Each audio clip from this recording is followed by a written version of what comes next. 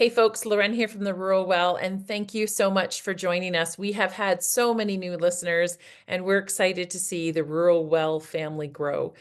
Today's episode, though, is a little bit tender. We're talking about trauma, and in talking about it, there's some hard stories that we discuss. So if there's little ears in the room, or if you yourself have experienced trauma, you might want to take a break from this episode, or you might want to make sure that you are prepared and feel like you have a support system in place. If ever you're in a situation where you can't keep yourself safe, we invite you to reach out, to call 911, and to get the help you need because you were made to thrive. Thanks so much, folks. Enjoy the episode.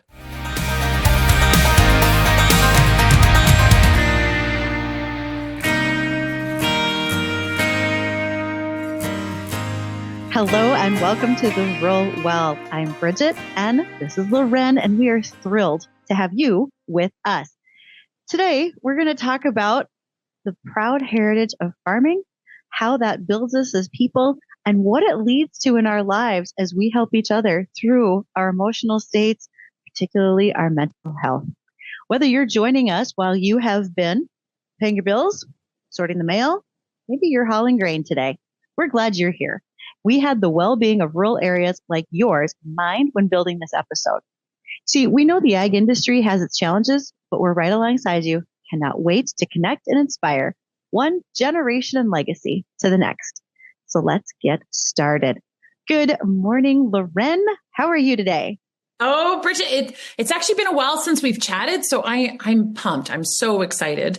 And today we're chatting with Dr. Ryan Burkhart, and I'm super excited to hear this story, but I want you to know that what I'm most excited about is the authenticity behind it. Already, I haven't met Ryan until today.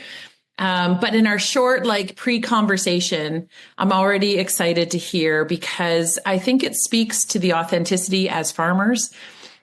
It speaks to the fact that there's lots of emotions and feelings that go with being a farmer. And so we're going to kind of dive deep a little bit today. And I'm excited about that. I am too. I had the great fortune to meet Ryan and his family back in March. And I met his dad beforehand through social media because Ryan's family has a great story to tell and his dad's kind of been in charge of it. So hey, Ryan, how about if you tell us your story, who you are, and what you've come from? Well, good morning, everyone. I am really excited to be here. Thank you both very much. Well, a little bit about, I think, kind of general stuff in terms of my background and my story. I am the very proud son of a century farm. I'm a proud son of an Indiana farming family. Growing up, we were farming several thousand acres of corn, wheat, and soybean. There were a couple of years where we threw some Milo in there. And I remember my brother and I throwing rocks into the Milo field and just watching more birds than you could possibly imagine fly out of a Milo field.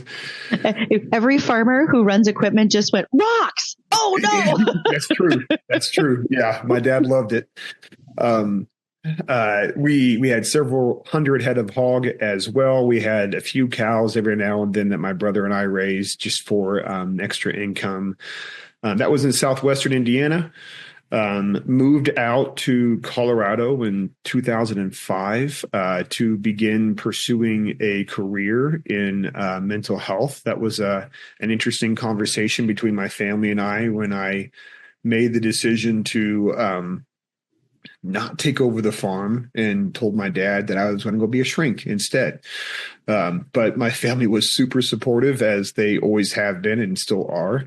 And in the last, it'll be 20 years, July 1st of this year, 2025, that I have been out in Colorado. I am now the dean of the School of Counseling at Colorado Christian University. I'm the executive director of the Colorado Counseling Association. I'm a legislative and ethical consultant through a legal team here in Colorado called FIDO Law.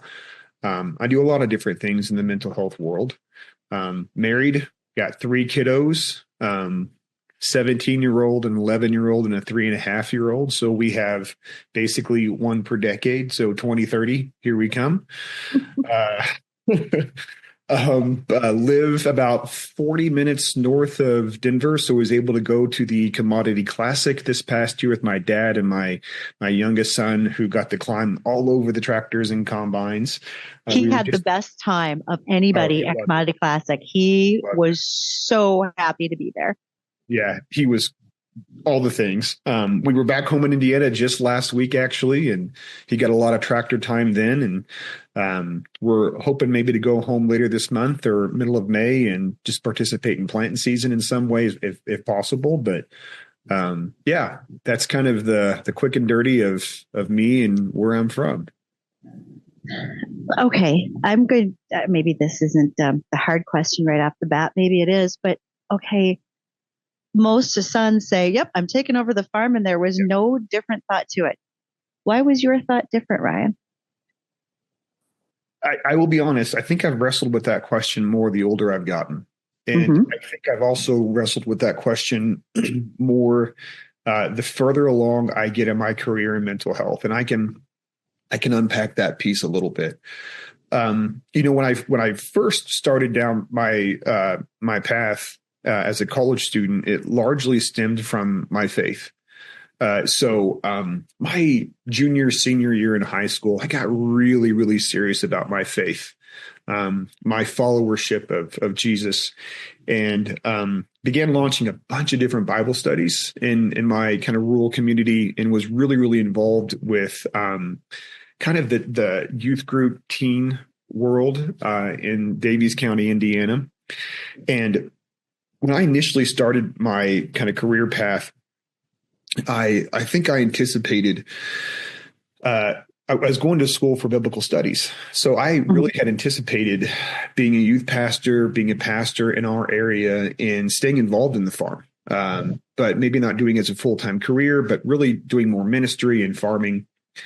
And my senior year in college, I had a class called pastoral counseling, and just fell in love with the potential I saw between working with at-risk kids, with adolescents, mental health, and the integration of faith into that dynamic, and really felt led by the Father to pursue that path. So if I can kind of do a cop-out answer and say it wasn't me, it was Jesus, that is truly the biggest reason why I kind of started down that path. Was it really felt like that was where the Father was leading me. And I have no regrets about the last 20 years of my life. It's a very odd thing. And I don't know if this will resonate with anybody, but there are things I look back on my life about, and they're regrets, but they're not regrets. So what I mean by that is there is no facet of my life today that I am not grateful for. I am incredibly grateful for the family I have, for the kids I have, for the career I have. So it's not a regret in the sense of being dissatisfied with what I have in front of me. But I think it's a regret in the sense of, man, there were some things I lost, pursuing some really awesome things as well. And I think that's just life. Every time we say yes, we say no to something else. And the things we may be saying yes to are awesome, good things. And in that same moment, we may be saying no to some other awesome, good things. Well, I think the complexity that we're hinting at is, I think one of the things that I've found when it comes to conversations about mental illness is you have to be careful with statements that may be taken too generally. So, for example, do I believe that an intimate relationship with Jesus, and the research would even say having some type of religious component in your life that has two things. There has to be two things in this religious component. There has to be spiritual disciplines, which is really interesting. Interesting is the research has shown that when there are spiritual disciplines integrated, it has an impact. So what are spiritual disciplines? There's a really good book by Richard Foster called The Celebration of Discipline. That book is decades old. It's an oldie but goldie, and it talks about the spiritual disciplines of Christianity. Even tithing is a spiritual discipline, prayer, studying scripture, those types of things. So that's the first thing. The second thing that has to be in place is it has to be something that pushes you towards and fosters community and meaningful connection with others. One of the things that I often say when I lecture is the presence of others is not the absence of loneliness. You can actually be surrounded by a lot of people and still find yourself relatively lonely and isolated. So there is a difference between having connections and meaningful connections, right? So one of the generalities we have to avoid is a couple of things. One, saying that if you have a healthy relationship with the Father, then there's no mental illness, right? And we know that that's not true. We know that there are people, I think even if you read in scripture, you'll find many prophets, many apostles, many disciples who really did struggle with different aspects of their mental health. If you go back and look at it and read it from that perspective, you'll see anxiety, you'll see despair, you'll see depression.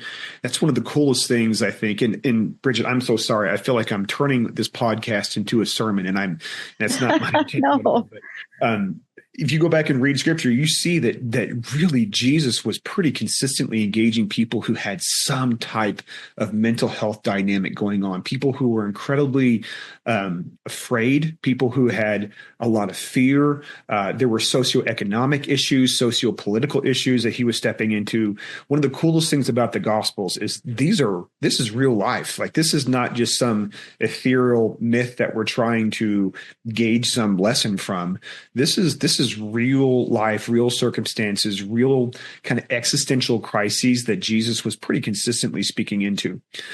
So we have to be careful. I think there are people who are truly pursuing the heart of the Father and at the same time are wrestling with mental illness. And that's a real thing. Absolutely. So we want to make sure that we don't say it's wrong for you to have mental health issues if you're a Christian. Mental health issues don't exist. And if you have one, then there's something wrong with your relationship with the Father. I think that's not true at all. But just to really get down to answer your question, there's some really interesting stuff that's come out in the last couple of years. In 2021, Scientific American, which is in no way, shape, or form a faith-based magazine, put out a really interesting article called, I believe the title of the article was Psychiatry or Psychology Needs a Reckoning with God. Really interesting read, June 2021, Scientific American. And I believe the author was Rosemarin. Don't quote me on that, but I believe that was the author. And what that article found, what that study found, remember, this is June 21. So we're a year and a half into COVID, right? We're still in the thick of it. And what that article found is it found that the mental illness rates increased. Another way to say that is the mental health decreased in every single demographic across America except for one. And what's interesting is that one demographic did not just maintain their mental health states, they actually improved in mental wellness. And that demographic was people who were attending on a weekly basis, either in person or virtually, some type of religious service, and which is staggering. And if you really start piecing that apart, really what we're talking about is we were in the midst of some pretty serious crises globally. And I think one of the things that staying in scripture, praying, pursuing a relationship with Christ constantly does is it impacts our perception of what's happening around us, and it impacts our perception of what's happening inside of us. And so people who were consistently attending a religious service of some type, their perception of the pandemic was different. Their hope in what would happen throughout the pandemic was different. And that's, if we boil it down to just the strict psychology and take all the religious wording out, really what the research shows when it comes to the interplay between religion and mental health is what's called the psychology of hope. In the early 90s, there was a guy named Charles Snyder. He was a psychologist, and he had this thing called the psychology of hope. And what we see with hope at its fundamental aspect is not something that is inherent in us. Hope has to be developed and learned, and it's different than optimism. It's different than resilience as well. It is. It is. I think sometimes we think they're the same, but they're not. Yeah. Yeah. Optimism is the belief that everything's going to work out. Hope is that, but hope is also developing a plan to get to that thing and taking the steps to get there. And then as challenges arise in that path that you've plotted towards those goals, being able to adjust, being able to kind of alter your pathway in the midst of challenges and still pursue that goal, still move forward. And when you really think about hope in that way, and you look at the pandemic, and you look at the interplay between religion and mental wellness, that hope is absolutely, that type of hope is absolutely pivotal to us on it. Honestly, I think just surviving what I would call the human experience. There's something happening in adolescence right now. I call it RDD. That's not a real thing. Resiliency deficiency disorder. And I think if there's anything that my dad gave me from the farm, it was resiliency. I tell my wife stories of my childhood, and she does not believe me. My wife was not raised on a farm. And then my parents come out to visit, or we go home to visit, and I start recalling some of these stories with my family, and my wife realizes, holy smokes, that actually happened. This is actually true. That's actually a true story. Very real.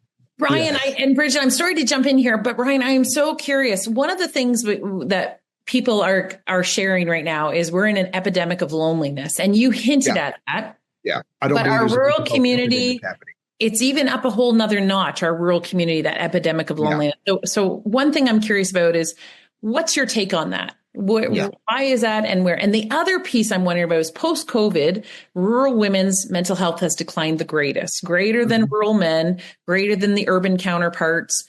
Rural women seem to have really experienced a great decline post-COVID. And so do you have any insight or curiosity around that? So I'm sorry, Bridget, I'm totally like, no, this is and I'm like, Ryan, in all honesty, I think this is like a two-parter already. Yeah, I was getting to say we haven't even got to the foundation yet, you know. So we might cut some portions and be like, this is like a whole extra little mini episode with Brian. So we will get to some of the other pieces, but real curious, what are your thoughts around those questions? A really good friend of mine, Dr. Mark Mayfield, wrote a book on loneliness a couple of years ago. It's a really good read. Okay, so there's a lot to unpack here. So first, let me talk about the loneliness part. So first, let me say that I do not believe, and I think that this statement may be shocking to some people, but let me unpack it. Yep. I do not believe there's actually a mental health epidemic happening in America. I know the data. I know the stats, and I believe that mental illness is real. I am not saying that people aren't struggling, nor am I saying that they're faking it. I believe people are truly wrestling with mental illness. But when I talk about how there's not a mental health epidemic, what I'm hinting at is that there's something more happening than just mental illness. So there's something I talk about all the time. And if any of my students are listening, they're like, here he goes again. I call it the fives and the one.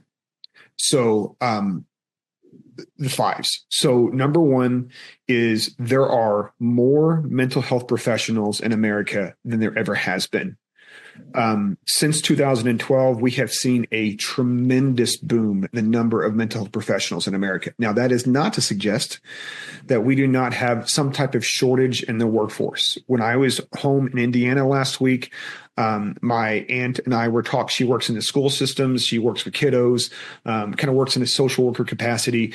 And she was talking at length about just the challenges that a rural community back home in Daviess County is having with just mental health issues and not having enough resources available. So that is a reality. And there's another reality. There are more mental health professionals than ever has been.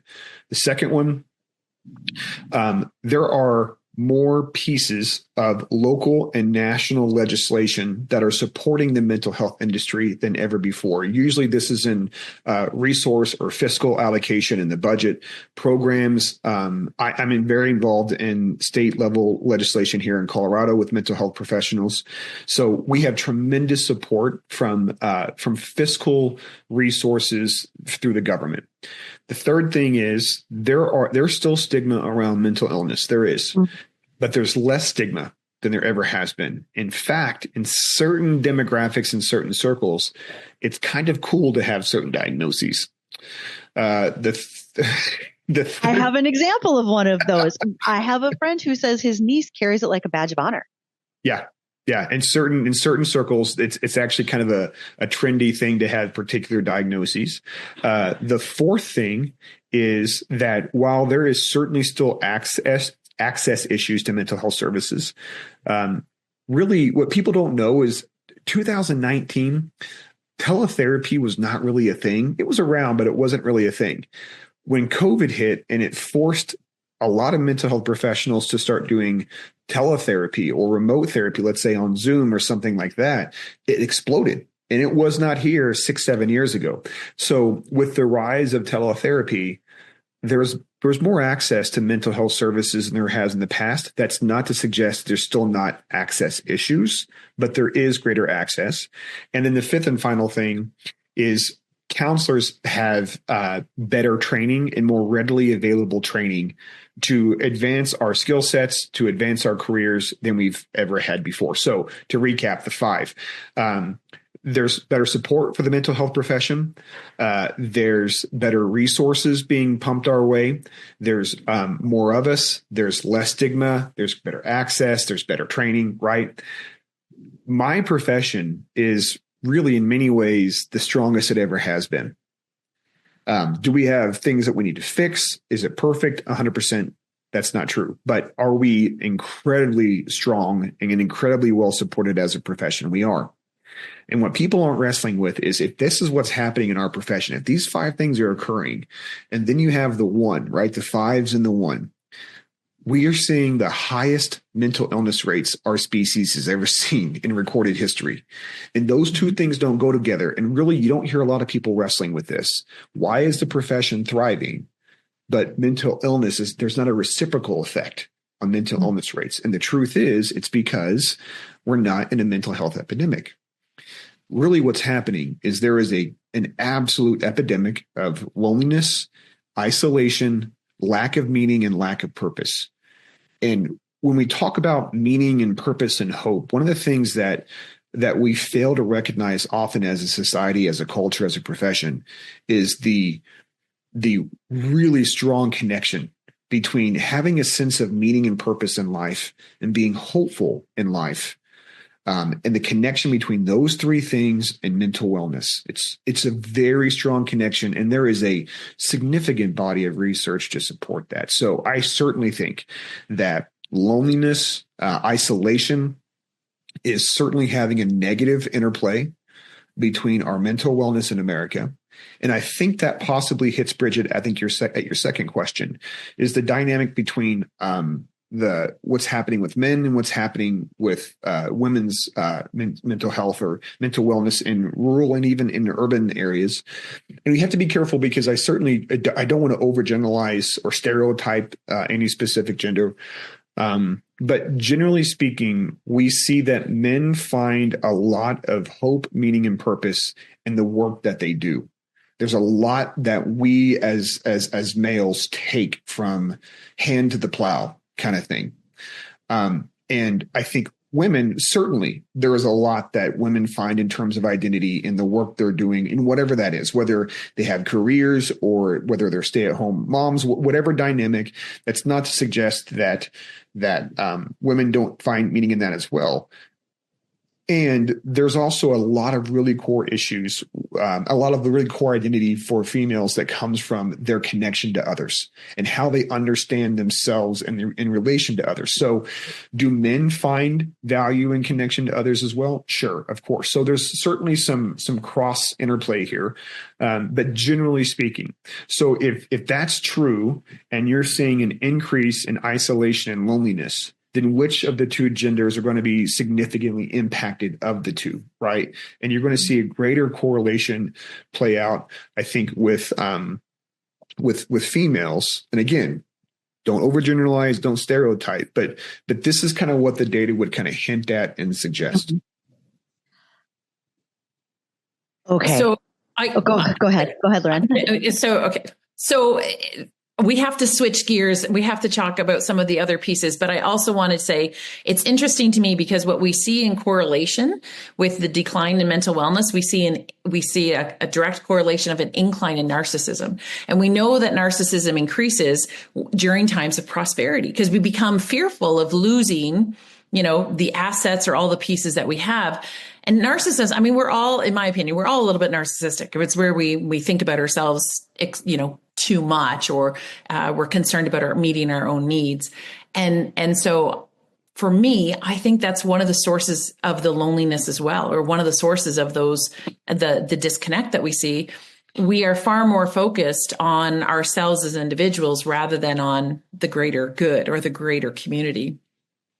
So anyway, I just think it's an interesting correlation that we see in research based on the incline or the increase, mental health needs, or as you mentioned, the loneliness that we see. I could ask you guys questions for ages on here, and I know we're at the point now where we're going to have enough to do like two different parts. So I'm going to ask one short question, and then let's talk about the Travis Burkhart Foundation, and then we'll do the rest of our structure. And so my one question I want to ask for both of you, and I'm going to ask Lauren to answer this first. Do you think because of your agricultural roots, growing up as you did, the life that you have now, does that make you a more compassionate and nurturing counselor? Does that help those when you go out does that help you when you go out to reach out to others? Because we're caregivers of the soil, we're caregivers of livestock. How does that translate to what we do for humans? Yeah, I just based on our conversation already, there's a number of pieces where I'm like, yeah, absolutely, Ryan. I totally see that. I think as caretakers of the earth, we do, as farmers, we do have a different connection with one another and with the land.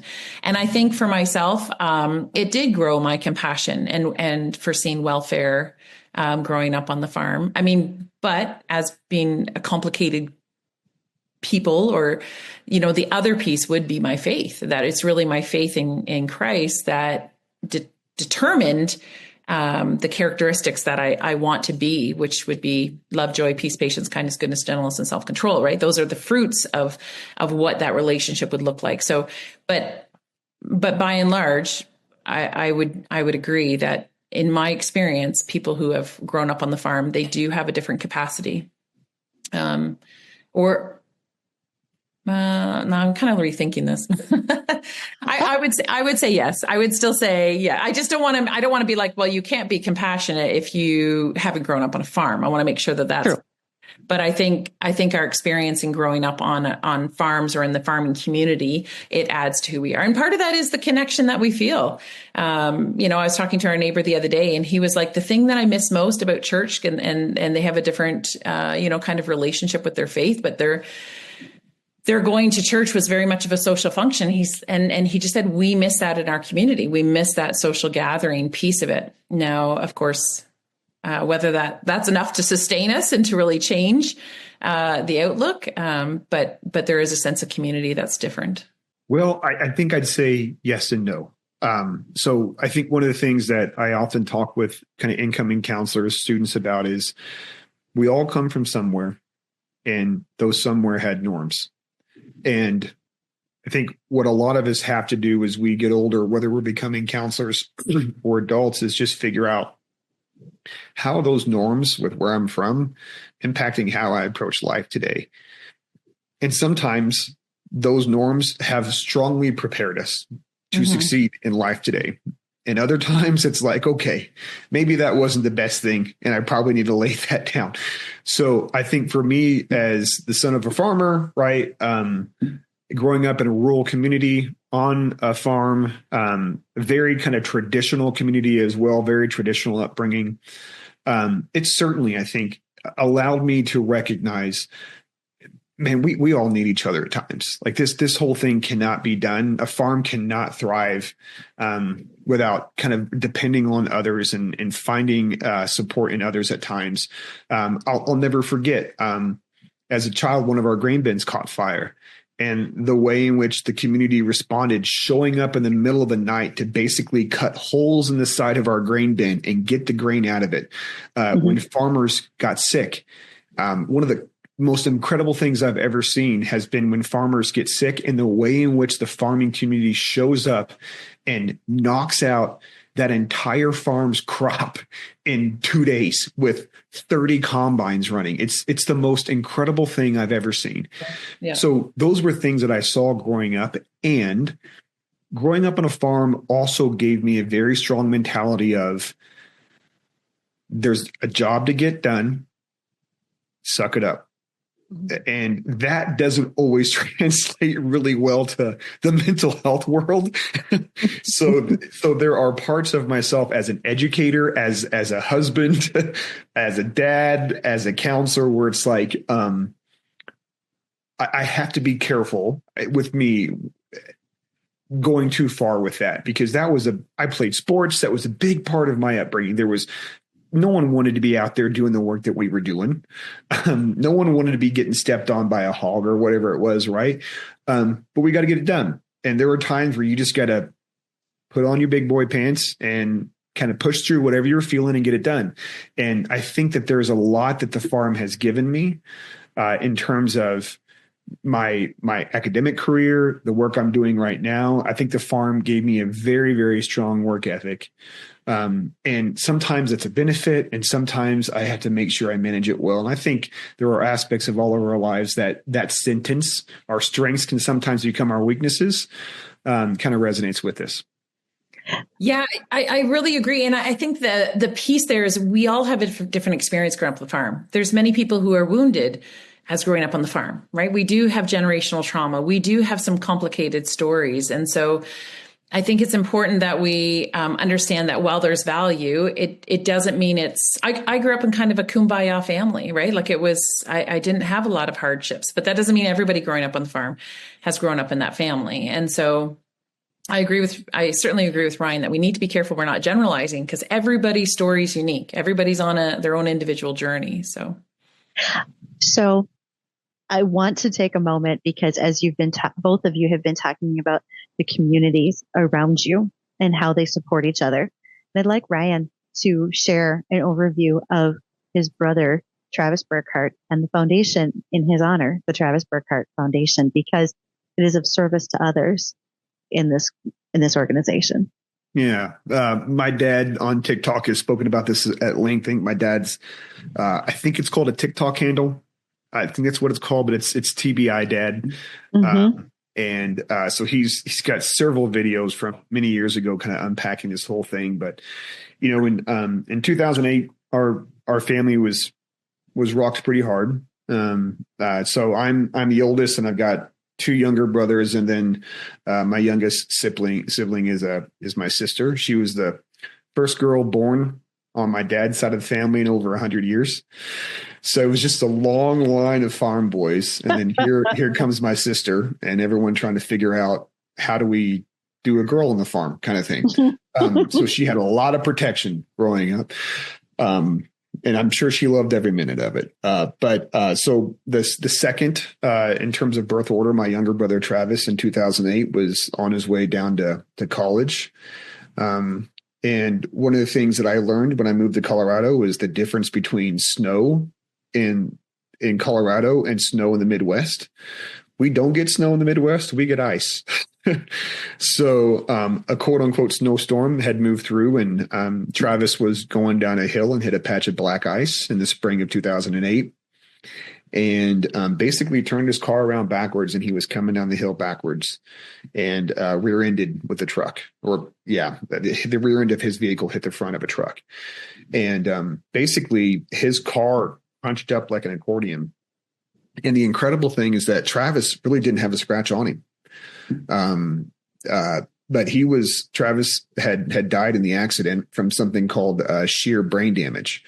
So shear brain damage is, think of it as baby shaking syndrome in adults. It's where your brain kind of bounces around inside of your cranial cavity, and actually hits so hard on either the front inside of your skull or the side, it's actually damaging your brain.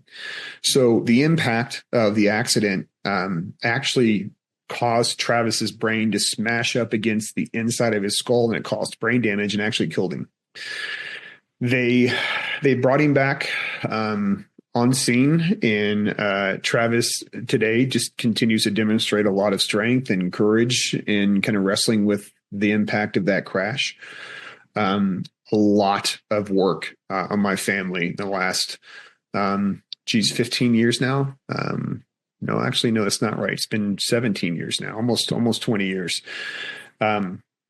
So one of the things I think is interesting when families or us as individuals go through traumatic events, there's a book by a guy named Kravitz called Super Survivors. And in this book, he talks about why are there people who go through certain traumatic events and they come out on the other end really devastated, and understandably and justifiably so. But then you have these other situations where there are some people who go through similar events and they come out not quite as in need of mental health intervention. Like, what's the difference between these two groups? And what the book Super Survivors talks about is the perception of the perception of life, the perception of oneself, the perception of resources around you that you have before the event takes place impacts how you respond to the event once it occurs. So my family being my family, very much sought to find meaning and purpose and to push through and find a way that they can make Travis's wreck mean something. And what we discovered as a family is it's not just the doctor bills that comes along with these types of medical emergencies or these medical crises. There's also the gas money of driving to the hospitals. And when you're in a rural area, you're not just driving 20 minutes to the hospital for all these situations. It's a 2-4 hour drive one way to get to the hospital. It's the hotel rooms. It's trying to eat out while you're on the road or you're there at the hospital. There was a lot of other expenses that came along than just hospital bills. So my family started the Travis Burkhart Foundation, and its whole thing is it's a nonprofit based there in Indiana, and it raises funds nationally at this point, and it takes requests. My mom fields a lot of requests for people just asking for help, and this ranges from people needing gas money, food, clothing. Sometimes they need help with purchasing medical resources like a walker or a cane. There's a lot that kind of comes along with that. So there's a board, and the board kind of evaluates all the different asks, and the family is just consistently sending out money. And at this point, they've sent out hundreds of thousands of dollars to families in need. So I'm really proud of my brother, really proud of my family. And I think one of the things I've wrestled with is I was already out here in Colorado. So I've been 1,000 miles away the entire time that my family has been pushing through this. So it's certainly had an impact on me. But the way in which my brother Evan and my sister Janae have rallied around Travis and the way they've helped my mom and dad is just truly a testament, I think, to how healthy a family system and a farming family can be. I'm really proud of them. When we started off, Ryan, before we started recording, you started off by saying, I'm a really proud son of a farmer. Tell me about, and the emotion that went with that. Tell me about that. Tell me about why that resonates so deeply for you. And part of that is in light of what your family has endured. Mm-hmm. I think it has been an interesting dynamic for me to be in Colorado. Colorado is a great place full of great people. But a lot of times I feel a little out of place. I feel like there's perhaps I think differently at times about certain things. I respond differently to certain things. And it's been difficult, I think, for me to articulate some of those differences at times. It's so interesting how the things that we're just raised with, the things that are part of our culture growing up, it's actually hard to put those things into words because it's just simply who you are and how things are. And as I've tried to kind of talk about some of the differences between just how I was raised and the culture that I grew up in, the culture that I want to contribute to, it's difficult to put some of that stuff in words. So there have been times where I've felt a little like fish out of water out here. But that does not mean that the people or Colorado is a bad place. It's just different. And I think the older I've gotten, and the more I've seen in mental health, the more I've seen that there are certain things that it seems as if our culture is letting go of that actually act as what's called protective factors when it comes to mental health, that actually contribute to positive mental wellness. That's not to suggest that things are perfect in the country and we don't have our own vices. We certainly do.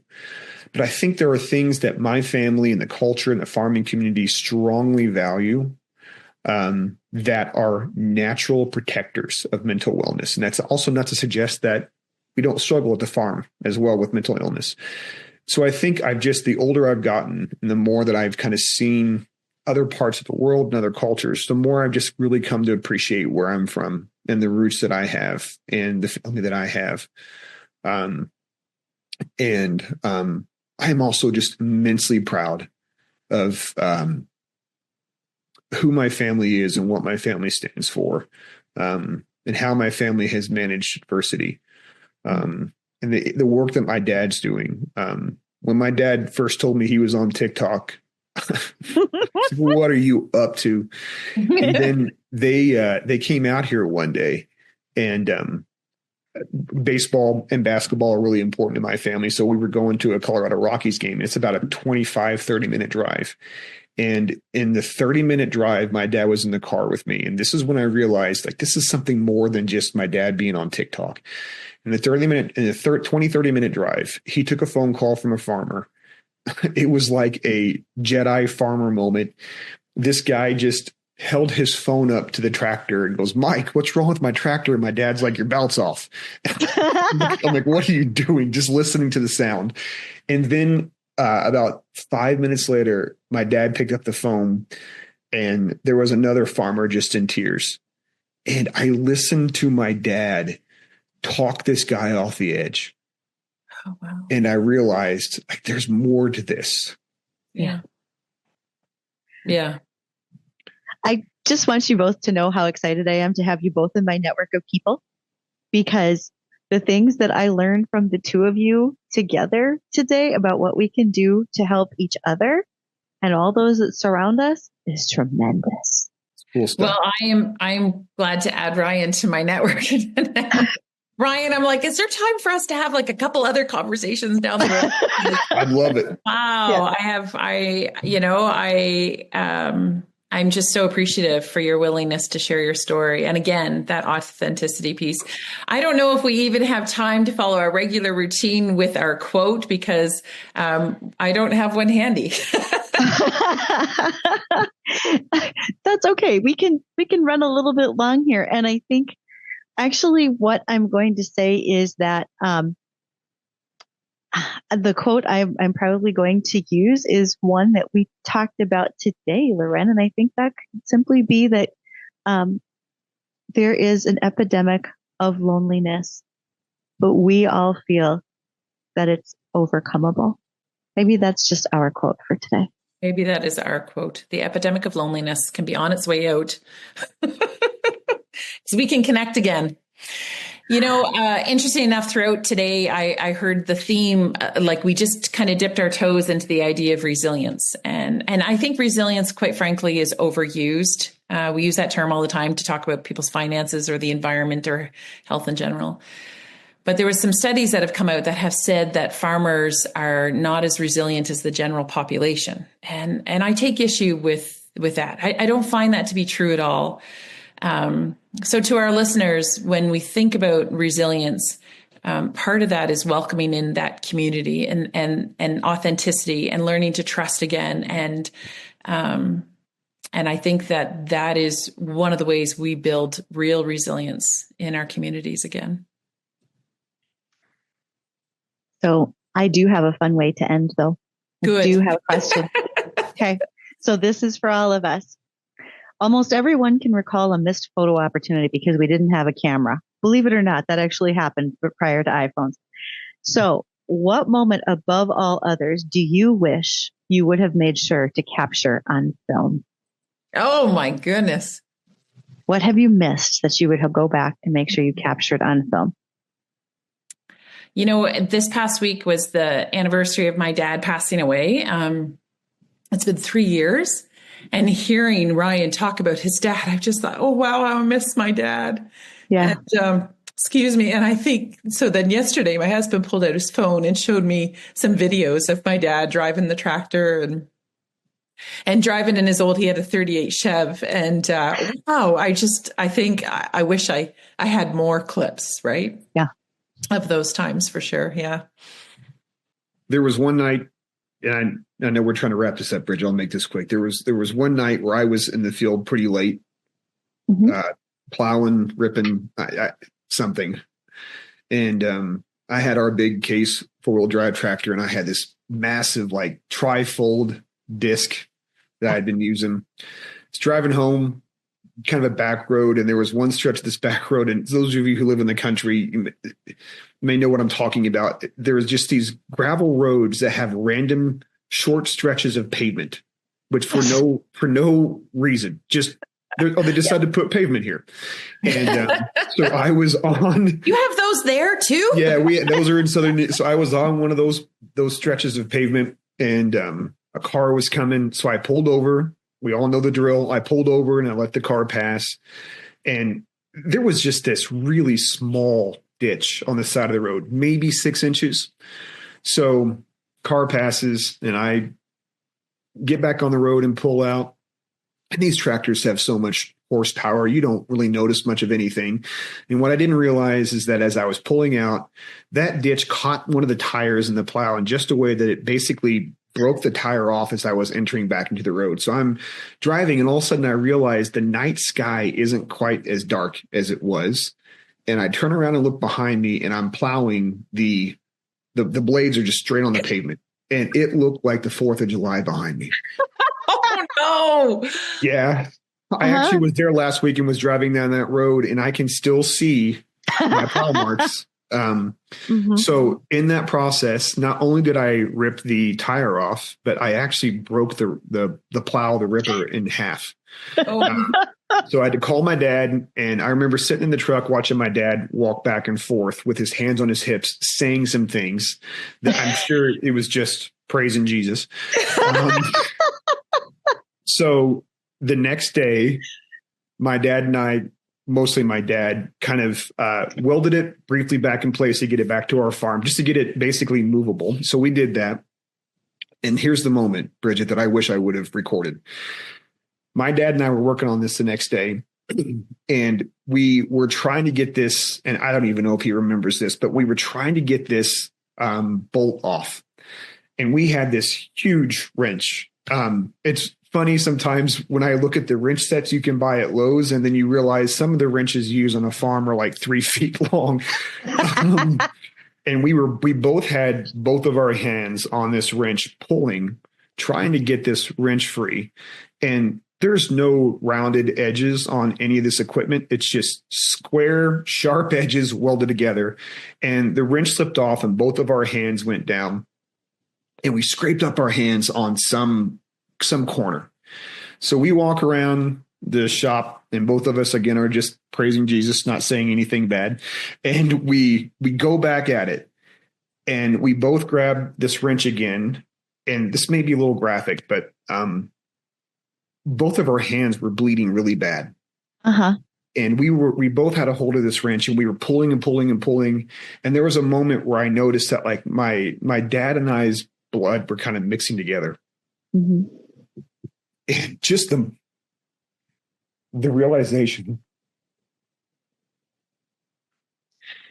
that I got to work alongside my dad and bleed alongside my dad.